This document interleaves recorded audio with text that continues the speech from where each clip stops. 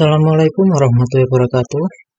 Jumpa lagi bersama saya. Kali ini kita akan mencoba untuk menganalisa saham Akro pada kuartal 1 tahun 2024. Oke, langsung saja masuk ke mata uang pelaporan rupiah dan satuannya penuh.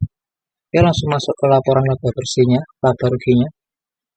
Untuk penjualan pada kuartal 1 tahun 2024 mengalami kenaikan ya, sebesar dari tahun kemarin kuartal 1 mendapatkan penjualan sebesar 12 miliar, dan untuk tahun ini mendapatkan penjualan sebesar 13,1 miliar.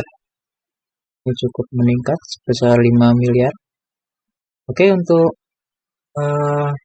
other income-nya di sini sekitar 62 juta ya. Ini tidak terlalu besar dibandingkan penjualannya. Oke, kita langsung masuk ke laba bersihnya. Untuk laba bersihnya di sini Akro mengalami kenaikan secara year on year-nya dari 1 miliar menjadi 2,7 miliar. Ini bagus ya, ini ya, naik 100% lebih. Oke, kita langsung masuk ke Q&Q-nya. Kita cari dulu untuk Akro.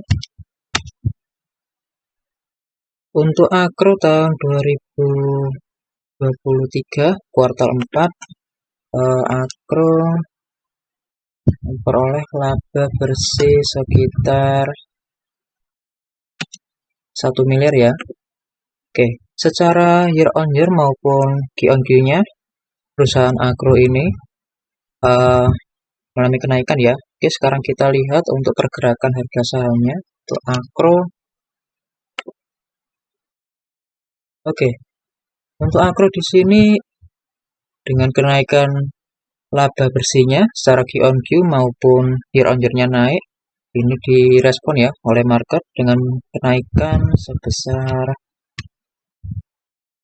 kurang lebih 14%, dan ini bisa mengalami kenaikan sampai pada resistennya, yaitu di arah sini ya. Oke, untuk sementara pergerakan harga saham Akro ini berada pada resisten pertama awal, dan jika berhasil menembus pada resisten ini, maka akan melanjutkan pergerakannya menuju ke area sini.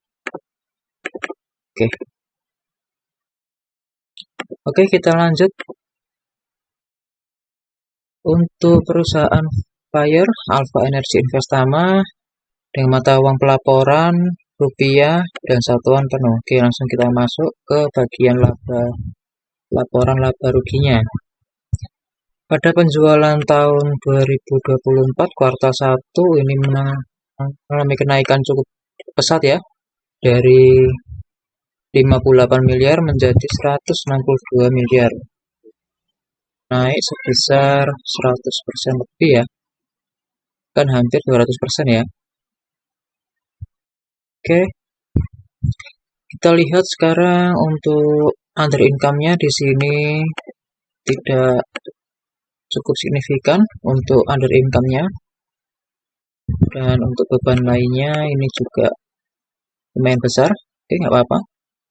Oke, kita langsung masuk ke laba bersihnya. Untuk laba bersihnya pada kuartal 1 tahun 2024, Vire mendapatkan laba bersih sebesar 15 miliar ya. Dan pada tahun kemarin 2023 kuartal 1 ini mengalami kerugian ya. Oke, berarti ini mengalami kebangkitan ya. Pada secara year on year-nya dia cukup bagus ya, sangat bagus ini ya, bisa dibilang sangat bagus. Oke, kita langsung masuk ke bagian Q on Q-nya untuk saham Vire. Untuk saham Vire ini juga mengalami cukup kenaikan ya pada kuartal 4 atau kuartal sebelumnya. Di situ Vire, ya sebentar, 10.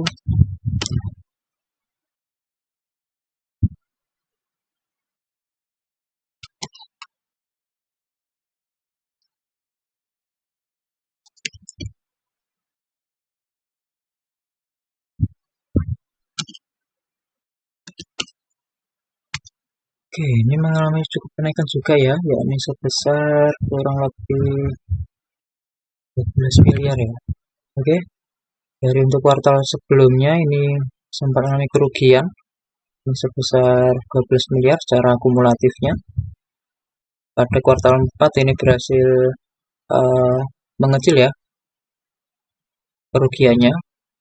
Untuk kumulatif tahun 2023 pada kuartal 4-nya, artinya di sini Vire mampu mengembalikan kerugian menjadi sebuah keuntungan ya. Tapi dari segi kumulatif masih terlihat minus. Oke, pada kuartal 1 tadi ini Vire mampu mendapatkan 15,8 miliar dan pada kuartal 4 tadi 12,3 miliar. Oke, secara Q-on-Q maupun year on year ini cukup bagus ya. Bisa dibilang sangat bagus ini.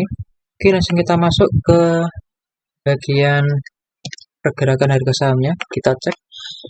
Untuk pergerakan harga sahamnya di sini Vire sempat mengalami penurunan ya. Oke. Sama kenaikan ini sempat diangkat sebesar 33% dan ini lagi mengalami koreksi ya, tapi dengan koreksi volume yang kecil ya. Oke, ini bisa kita pantau. Ini pada Vire ini di sini dia berada pada supportnya ya. Oke, ini bisa kita pantau untuk besok Vire. Karena pada kuartal 1 maupun pada Q-on-Q maupun year on year-nya dia mengalami kenaikan yang cukup signifikan. Oke, cukup sekian untuk analisa kali ini. Semoga dapat membantu. Oke, saya akhiri, kurang lebihnya mohon maaf. Wassalamualaikum warahmatullahi wabarakatuh.